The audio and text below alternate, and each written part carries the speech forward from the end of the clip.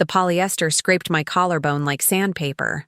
Mustard yellow, the exact color of old taxicabs, expired mustard packets, and disappointment. I stood in Mom's overheated living room, the ancient air conditioning unit wheezing and clicking in the window like a dying animal. The smell of the house hit me the same way it always did. Stale cigarettes that Richard swore he'd quit, the cloying sweetness of Mom's Bath and Body Works candles trying to mask everything, and underneath it all, the faint mildew coming from the basement that nobody ever fixed. 21 years old. This was supposed to be the big one. I held the dress up against my body, feeling the cheap fabric crinkle. The seams were already puckering. There was a small stain near the hem that someone had tried to scrub out unsuccessfully. The tag was still attached inside, folded into the tissue paper, but not hidden well enough. I had seen it when I pulled the dress out. Ross dress for less. $39.99. Red clearance sticker. Isn't it gorgeous? Mom beamed from the floral print couch. Her teeth bleached too white. Her smile stretched too wide across her face. She was wearing the good jewelry today. The pearl earrings Richard had bought her for their 5th anniversary. Performance mode. Grandma Helen picked it out herself. She called me specifically to talk about colors. She said yellow would bring out your eyes. Grandma Helen lived in a gated community in Scottsdale, Arizona. She wore silk blouses and real gold. She drank champagne on Tuesday afternoons and played bridge with women who had summer homes in Martha's Vineyard. She had impeccable taste. She did not, under any circumstances, shop at Ross Dress for less. I forced my face into a smile. The muscles ached from the effort. I had been smiling for the last hour. Through the grocery store cake with the slightly crooked frosting, through Richard's toast that somehow managed to be about himself, through the small pile of gifts that included a $25 Applebee's gift card, and a journal with an inspirational quote about dreams on the cover. Behind me, Brittany was curled up in the recliner, scrolling through her phone with the aggressive disinterest she had perfected over the last 3 years of being my stepsister. She was wearing a cashmere sweater, cream-colored, soft-looking, probably worth more than everything I owned combined. Her nails were freshly done, a pale pink gel manicure that probably cost $60. She hadn't said happy birthday. She hadn't even looked up when I opened the presents. I should call Grandma, I said, keeping my voice light, neutral, to thank her. For the dress. Mom's smile flickered. It was fast, a fraction of a second, but I caught it. I had spent 18 years in this house learning to read the weather, learning to sense when the storm was coming. That flicker meant I had said something wrong. That flicker meant there was something underneath the surface. Oh, honey, I'm sure she's busy. You know how she is with her bridge club on Saturdays. Mom waved her hand dismissively, the motion too casual to be real. Just send her a nice card. She loves your cards. I'll just leave a voicemail if she doesn't pick up. I was already walking toward the hallway. The dress clutched against my chest. The fabric was warm and slightly damp from my sweating palms. The hallway was narrow, the walls covered with family photos that somehow never included me, Richard and Brittany at Disney World, Mom and Richard at their wedding, Brittany's high school graduation, Brittany's prom. I was in exactly 2 photos, both from before the divorce, when I was small enough to be cute and not old enough to be inconvenient. I pulled out my phone. The screen was cracked in the corner from when I'd dropped it at work last week. I couldn't afford to replace it. The case was peeling at the edges, held together with a strip of duct tape. I dialed Grandma Helen's number. It rang once, twice. Aubrey, my darling girl, happy birthday. Her voice was warm and gravelly, full of genuine affection. Grandma Helen was the only person who ever sounded actually happy to hear from me. Did everything arrive on time? Did your mother get the tickets sorted? Tickets? The word hit me like a physical blow. I stopped walking. My shoulder connected with the wall, hard enough to leave a mark. The tickets? My voice came out strangled. Silence on the other end. Not the comfortable silence of someone thinking. The heavy, loaded silence of someone realizing something has gone terribly wrong. The plane tickets, sweetheart. Grandma's voice had changed. It was slower now. Careful. To Paris. For your 21st birthday. I wired your mother $8,000 back in February. I wanted it to be a surprise, so I asked her to handle all the arrangements. First-class tickets, 2 weeks, the hotel near the Louvre with the little balcony overlooking the courtyard. I stayed there with your grandfather in 1987. I thought you would love it. The floor tilted beneath my feet. I pressed my palm flat against the wall, trying to steady myself. The wallpaper was peeling at the edges, brown water stains creeping down from the ceiling. $1,000. Paris, first class, 2 weeks. I looked down at the dress in my other hand. Mustard yellow, cheap polyester, $39 at Ross Dress for Less. Grandma, my voice was barely a whisper. I got a dress, a yellow dress. That's all. Mom said you picked it out. The sound that came through the phone was something I had never heard before. A sharp intake of breath followed by a low, guttural noise that was halfway between a gasp and a moan. The sound of an 80-year-old woman realizing her daughter was a thief. No, no, no, no. Grandma's voice was shaking now. Aubrey, I have the wire transfer confirmation. I have the emails. She replied to every single one. She told me she was booking the flights. She told me she was planning a special reveal at your birthday party. She said you were going to cry from happiness. My eyes burned. I refused to cry. Not here. Not in this hallway with the water-stained walls and the photos that didn't include me. I didn't get any trip, Grandma. I got a dress from the clearance rack. Silence. Then, quietly, where did the money go, Aubrey? The question hung in the humid air. I thought about Mom's new dining room set, the one that had appeared in March, Richard's golf clubs, the expensive ones he had bragged about at Easter, Brittany's spring break trip to Cabo with her friends. No, not Cabo. The realization hit me like a truck, sudden and devastating. I have to go, Grandma. I'll call you back. I hung up before she could respond. My hands were shaking so badly I almost dropped the phone. I walked back to the living room, my legs moving on autopilot, my brain still spinning. Mom was talking to Richard about something, laughing at one of his jokes that wasn't funny. Brittany was still on her phone, her face illuminated by the blue glow of the screen. I pulled out my own phone. I opened Instagram. I navigated to Brittany's profile. My stepsister had 47,000 followers. She had been building her brand for the last 2 years. Aesthetic photos of coffee shops, outfit selfies, travel content. She called herself a lifestyle influencer. Mom called her an entrepreneur. Her most recent posts were from 3 weeks ago, June 22nd. The first photo loaded slowly, my cracked screen pixelating before the image resolved into perfect, sickening clarity. Brittany, standing on cobblestones, golden hour sunlight hitting her perfectly blown-out blonde hair. Behind her, instantly recognizable, the Eiffel Tower. The caption, "Surprise graduation gift from the best parents ever. Paris dreams really do come true. Can't believe this is my life. Blessed Harga Euro trip. Parisienne. Living my best life." I scrolled. More photos. Brittany drinking champagne on a rooftop terrace, the Seine glittering behind her. Brittany posing dramatically in front of the Louvre pyramid, wearing an impossibly chic white sundress. Brittany eating pastel macarons at what the geotag confirmed was La Durée. Brittany in a tiny cafe, croissant in hand, looking like she had been born to live this life. The hotel room in one of her stories had a balcony, a small one with wrought iron railings, overlooking a courtyard. The hotel near the Louvre, the one Grandma had stayed at with Grandpa in 1987. My chest was so tight I couldn't breathe. The dress fell from my hands, crumpling onto the stained carpet. I stared at my phone, scrolling through photo after photo of my stepsister living my life, spending my money, taking my trip. Aubrey? Honey? Mom's voice cut through the roaring in my ears. Everything okay? I looked up. She was watching me. The smile was still there, but her eyes were sharp, calculating. She knew I had made the call. She was doing the math, trying to figure out how much I knew. Richard was watching too, his meaty hand wrapped around a beer can. He looked annoyed, like I was interrupting something important. And Brittany.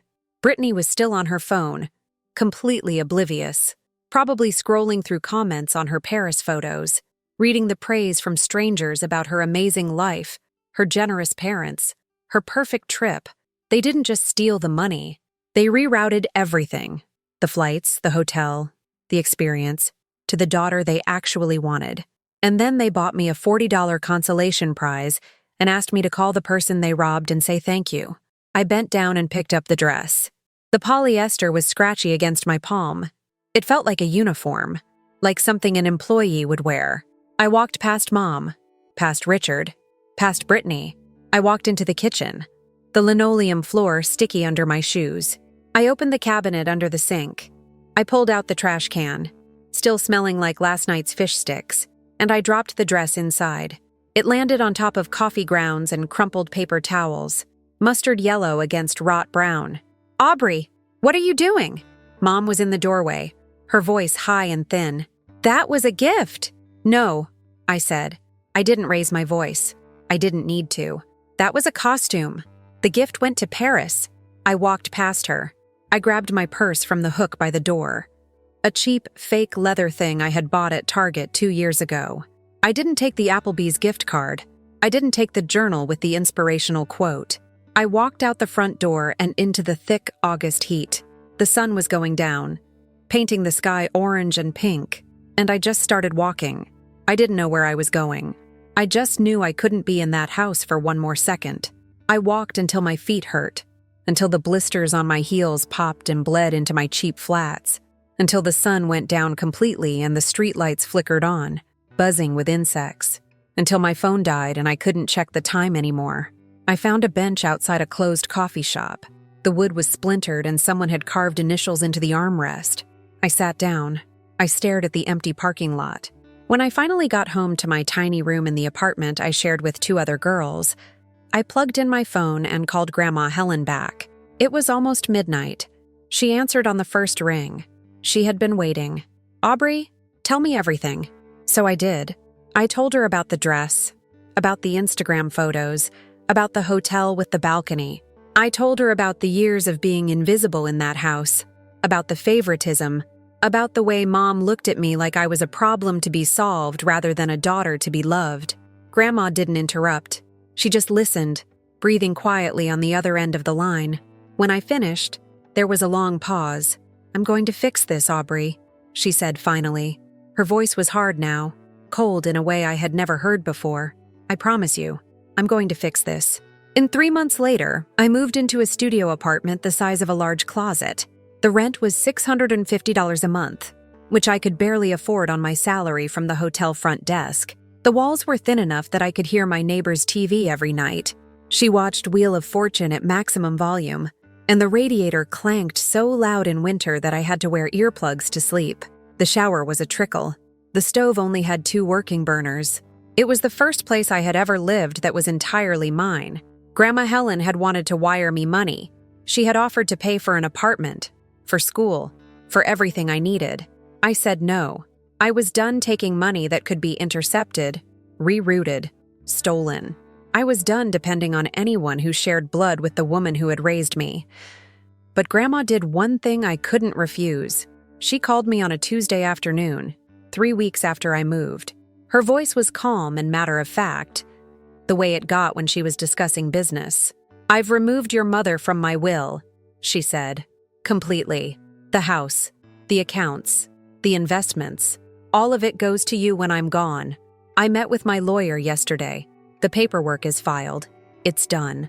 I sat down on my tiny bed, just a mattress on the floor, really, and I cried for an hour.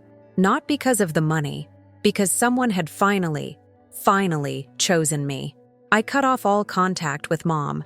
She called 17 times in the first week. She left voicemails that ranged from sobbing apologies to screaming accusations. I was ungrateful. I was dramatic. I was tearing the family apart. Richard sent a single text message. "You need to grow up and stop causing problems." I blocked both of them. Brittany never reached out. Not once. I doubt she even noticed I was gone. She was too busy building her brand, posting her content, living her curated life on my stolen trip. I worked. That's all I did for the next 3 years. I worked the front desk at the Marriott from 3 p.m. to 11 p.m., checking in tired businessmen and fielding complaints about the Wi-Fi. I took online classes in the mornings, marketing, business communications, digital strategy, sitting at my tiny desk with a cup of instant coffee, trying to absorb information on 4 hours of sleep. I slept 5 hours a night. I ate ramen 4 times a week because groceries were expensive.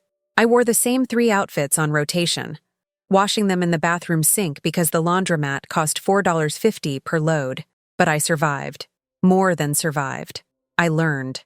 When I graduated with my associate's degree, a ceremony I attended alone, no family in the audience, I applied for an internship at a small PR firm downtown. The pay was terrible. $12 an hour, no benefits, but they let me learn. I learned how to write press releases that actually got read. I learned how to pitch journalists without sounding desperate. I learned how to manage social media accounts for brands that wanted to seem authentic but didn't know how.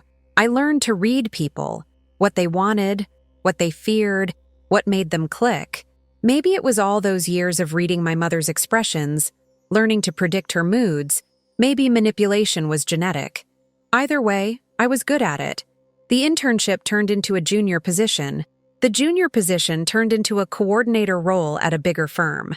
I moved to New York, sharing a cramped apartment in Queens with 2 other girls, commuting an hour each way on the subway. I worked late. I took on extra projects. I said yes to everything. By the time I was 25, I was working in influencer marketing, the hot new field that everyone was scrambling to understand. I understood it. I had watched Britney build her following from the inside. I knew exactly how the game was played. By 27, I was managing major campaigns for beauty brands and fashion labels. By 28, I was being recruited by Lumiere Cosmetics, the luxury brand that every influencer in the country was desperate to work with. The brand that could make or break a career with a single partnership. They offered me the title of Director of Brand Partnerships. 6 figures. A corner office on the 43rd floor. The power to decide which content creators got access to the biggest deals in the industry. I said yes. Grandma Helen died 6 months after I started at Lumiere. I got the call on a Wednesday morning, just before a big meeting. Her caregiver's voice was soft, apologetic. She had gone peacefully in her sleep, in the house in Scottsdale with the pool she never used, and the garden she had tended every morning until the very end. I excused myself from the office. I walked to the bathroom. I locked myself in a stall and cried silently for 15 minutes, my hand pressed over my mouth to muffle the sound. Then I washed my face, reapplied my makeup, and went back to my meeting. I closed a $2 million deal that afternoon. Grandma would have been proud. I flew to Arizona for the funeral. I was the only family member there. Mom and Richard hadn't been invited, and the will made it clear they weren't welcome on the property. I gave the eulogy to a room full of Grandma's friends, women in elegant black dresses who told me stories about her that I had never heard. The lawyer read the will afterward, in Grandma's living room, surrounded by her things. She had left me everything. The house, worth $1.2 million, the investment accounts, the savings, a handwritten letter in a cream envelope with my name on the front. I opened it that night, sitting alone on her porch, watching the Arizona sunset paint the desert orange and gold. "My darling Aubrey," the letter began. Her handwriting was shaky but clear. "I'm sorry I didn't see the truth sooner. I'm sorry I trusted your mother when I should have trusted you. I spent too many years believing the best in her, and you paid the price for my blindness. Use this money to build something beautiful. Use it to become someone who never needs anyone else's permission to be happy. I love you. I always did. I'm just sorry I didn't show it better when it mattered. Grandma." I read the letter 3 times. Then I folded it carefully and put it in my wallet, where I've carried it every day since. I sold the Scottsdale house. I paid off my student loans, all $47,000 of them. I bought a small apartment in Brooklyn, a 1-bedroom with good light and a tiny balcony overlooking a courtyard. Nothing fancy, but it was mine, really mine, with my name on the deed and no one else's. Mom found out about the will, of course. She tried to contest it within a week of the funeral.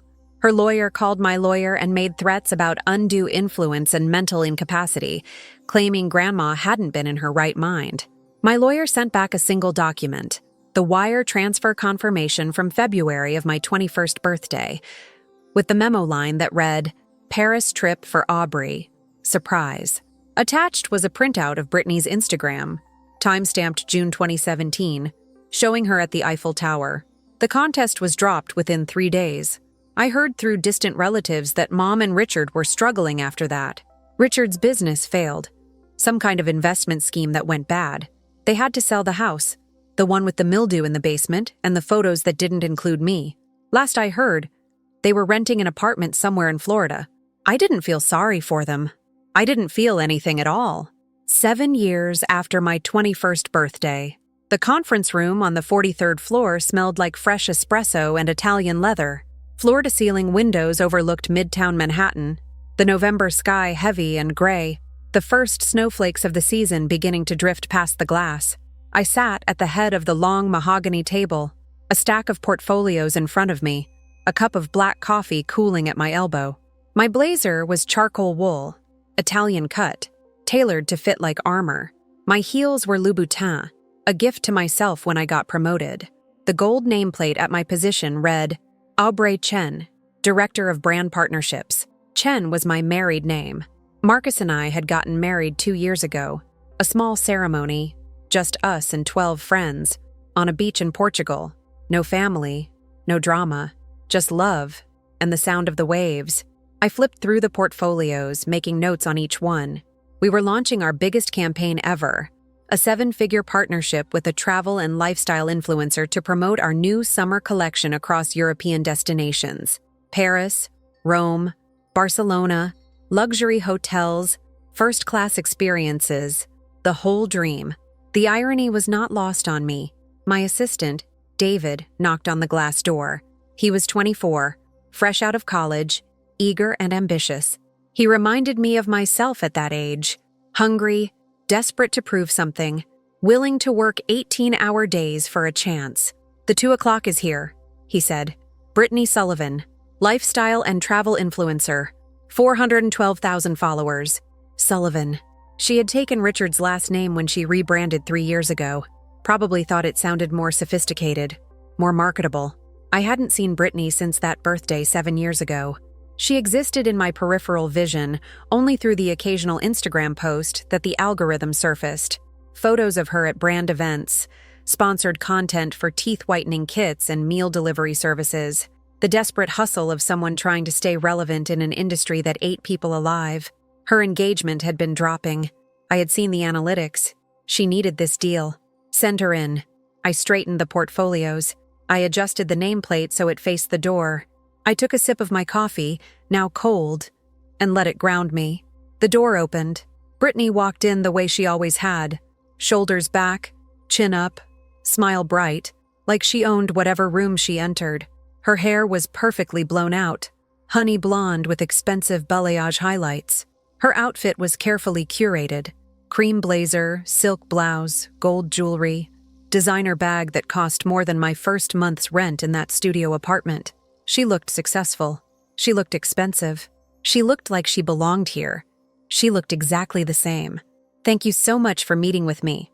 Her voice was bright, practiced, the same tone she used in her Instagram stories. I'm such a huge fan of Lumiere. When I saw the open call for your European campaign, I knew I absolutely had to apply. This is literally my dream partnership.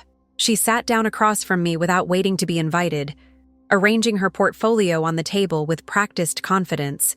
She was good at this. The Polish was automatic, the charm reflexive. She still hadn't recognized me. Why would she? The last time she saw me, I was a 21-year-old with acne and anxiety, crying in a hallway about a dress. Now I was a 30-something executive in designer clothes, holding the keys to her career. I let her talk. I let her launch into her pitch.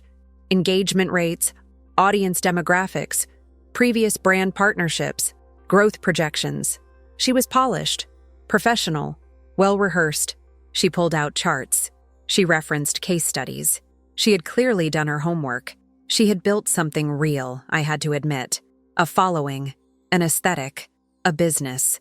The Paris trip had launched her, but she had done the work to maintain it. Built on my money, built on my trip, but real nonetheless. And as you can see from my Paris content especially, she was saying, pointing to a page in her portfolio, I really know how to capture that luxury European aesthetic. That trip was honestly life-changing for my brand. It's what put me on the map. I looked down at the page. There it was. The photo. Brittany at the Eiffel Tower. Golden hour light. White sundress. The same image I had stared at on my cracked phone screen 7 years ago while my world collapsed. That Paris trip, I said, interrupting her mid-sentence. My voice was calm. Curious. That was in 2017, wasn't it? Right after you graduated? She blinked, surprised by the interruption. Yes. June 2017. It was a graduation gift from my parents. Totally unexpected. They really went all out. They did. I nodded slowly, turning the page. First class, wasn't it? 2 weeks? Nice hotel? Yeah, exactly. She was smiling, warming to the topic. This adorable boutique place near the Louvre. It had this tiny balcony overlooking a courtyard. I used to sit out there every morning with my coffee and croissants. So peaceful. So Parisian. Croissants and coffee. On the balcony. At the hotel my grandmother had stayed at with my grandfather in 1987. The hotel she had booked for me. Does sound magical, I said. I closed her portfolio. I folded my hands on top of it. I looked up and met her eyes for the first time since she had walked into the room. The silence stretched. 1 second. 2. 3. 4. Something shifted in her expression. A flicker of confusion. Then uncertainty. She wasn't used to silence in these meetings. She was used to enthusiasm. To immediate interest. Is everything okay? She asked, her smile faltering. Do you recognize me, Brittany? She stared at me. Her eyes moved across my face, searching, trying to connect the woman in the corner office with some half-forgotten memory. Then it clicked. The color drained from her face so fast she looked like she might faint. Her mouth opened. No sound came out. Her hands, resting on the table, began to tremble. Aubrey, she finally whispered. Oh my God. You're Susan's daughter. You're Aubrey. I am. The polished influencer facade crumbled in real time. She looked young suddenly, scared, the same way I had looked at 21, clutching a mustard yellow dress that cost $39. I didn't know, she said, the words tumbling out fast, panicked. I swear to God, Aubrey, I had no idea. They told me it was my graduation gift. They said they'd been saving for years. I didn't know it was supposed to be yours. I didn't know about any of it. When did you find out? She hesitated. Her eyes dropped to the table. A year later. Maybe a little more. I overheard your mom and my dad arguing about it. Something about a letter from your grandma's lawyer. I asked my dad what it was about and he told me to mind my own business. And you did. I was 20. I didn't know what to do. I didn't think it was my place to what? To reach out? To apologize? To acknowledge that the trip that launched your entire career was stolen from me. She flinched like I had slapped her.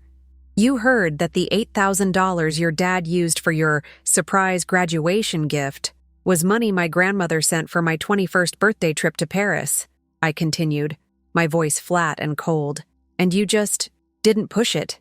You kept posting the photos. You kept building your brand. You kept pretending I didn't exist. She was crying now. Tears cutting clean lines through her foundation, her mascara starting to run. The polished facade was completely destroyed. I'm sorry, she whispered. I'm so sorry, Aubrey. I know it doesn't mean anything now, but I am. I was selfish. I was a coward. I should have said something. I should have done something. I didn't respond. I just watched her cry, feeling something complicated move through my chest. Not satisfaction, exactly. Not forgiveness either. Something in between.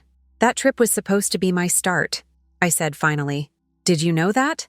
Grandma was going to help me get on my feet. Paris was supposed to be the beginning. A chance to breathe, to dream, to figure out who I wanted to be. Instead, I got a dress from the clearance rack and 7 years of building everything from nothing. I know, Brittany said, wiping her eyes. I know, and I'm so sorry. What do you want me to do? I'll do anything. I can pay you back. I don't have $8,000 right now, but I could set up a payment plan or... I don't want your money, Brittany. She stopped, confused. Then what do you want? I stood up. I walked to the window. The snow was falling heavier now, thick white flakes drifting past the glass, muting the sounds of the city below. I used to think about this moment, I said, not looking at her. For years, I imagined what I would do if I ever had power over you, over Mom, over any of them. I imagined revenge, destruction, making you feel even a fraction of what I felt that night. I turned back to face her.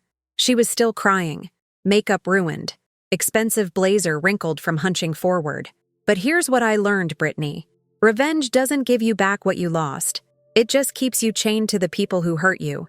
And I've spent 7 years building a life where those people don't exist anymore. I walked back to the table. I picked up her portfolio. You're not getting this partnership. Not because I want to punish you, although I won't pretend the irony isn't satisfying, but because I don't trust you. You built your brand on stolen money, and when you found out, you chose silence. That tells me something about your character. She nodded miserably, accepting the judgment. But I'm not going to blacklist you, I continued. I'm not going to tell other brands what happened. I'm not going to destroy your career. I set the portfolio down in front of her. Take this. Go build something that's actually yours. Something real. You have the skills. Use them honestly. She stared at the portfolio, then up at me, confused. Why? After everything, why would you help me? I thought about Grandma Helen, about the letter in my wallet, about the years of building something from nothing. Because someone helped me once, I said, when she didn't have to. And I refuse to become the kind of person who hoards that grace. I pressed the button on my phone. David, please escort Ms. Sullivan out. Brittany stood slowly, gathering her things with shaking hands. At the door, she paused. Aubrey. Her voice was hoarse. For what it's worth, I hope you got to go to Paris. Eventually. On your own terms. I smiled. A real smile. Small but genuine. I did. Honeymoon. 2 years ago. 2 weeks. First class. The hotel with the little balcony. Something flickered across her face. Surprise, maybe, or relief. She nodded once, then walked out without another word. David closed the door behind her. I stood at the window for a long time, watching the snow fall. My phone buzzed. A text from Marcus. Dinner at 7? That little French place you love. Happy anniversary, BTW. The French place. The tiny tables. The incredible wine list. The duck confit that Marcus always ordered even though he complained about the portion size. We had discovered it on our honeymoon. The real Paris trip. The one that belonged entirely to me. I picked up Brittany's portfolio. Her face smiled up at me from the cover page, polished and curated. I dropped it in the recycling bin. Then I grabbed my coat, cashmere, dove gray, bought with my own money, and headed for the elevator. The snow was still falling when I stepped outside. I tilted my face up and let the flakes land on my cheeks, cold and clean. I thought about Grandma Helen. I thought about the letter in my wallet. I thought about the girl I used to be, crying in a hallway, holding a $39 dress. She was gone now. I had built someone new in her place, someone who didn't need revenge, someone who didn't need their approval, someone who had everything she needed, earned with her own 2 hands, held in her own name. I hailed a cab. I gave the driver my address, and I went home to the life I had built, the life that was finally, completely mine.